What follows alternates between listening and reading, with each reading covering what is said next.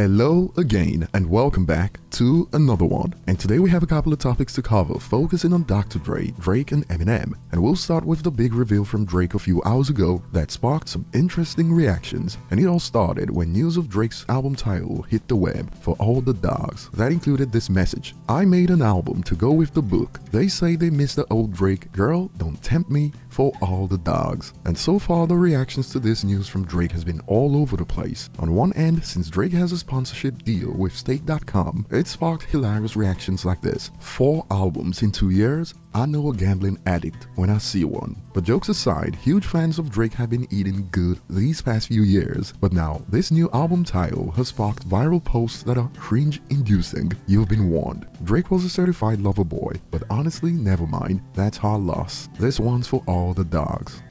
Oh, close line.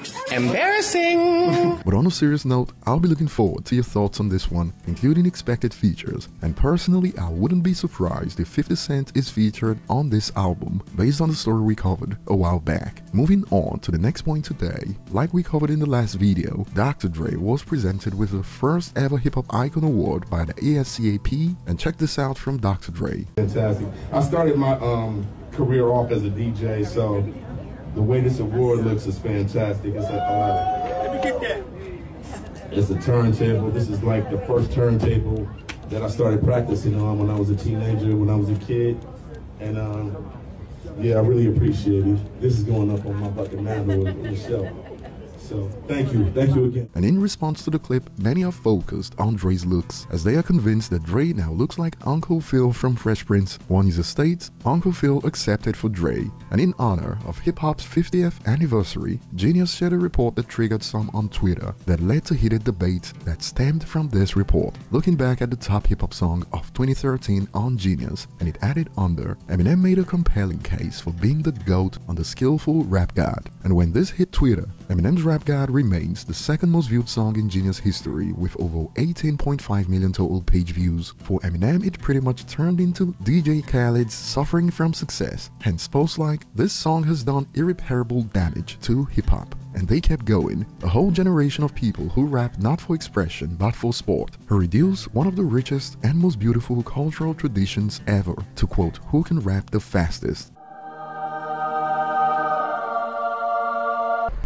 And this got many wondering what Blood was waffling about, since anyone who believes hip-hop is one of the most beautiful cultural traditions surely should know that Eminem didn't invent fast rap, right? And to make matters worse, this was coming from a quote, upcoming rapper, hence reactions like, "I can't stand corny and truly uncultured people like you, thinking you're doing something, talking BS about a genre you actually do not know much about, thinking Eminem popularized fast rap and sporting in hip-hop is the biggest clue that you really don't know much." I've never been a fan of the whole quote, "we need to gatekeep hip-hop" sentiment, but to play devil's advocate here, the fact that this was coming from a self-proclaimed rapper, I mean, wow.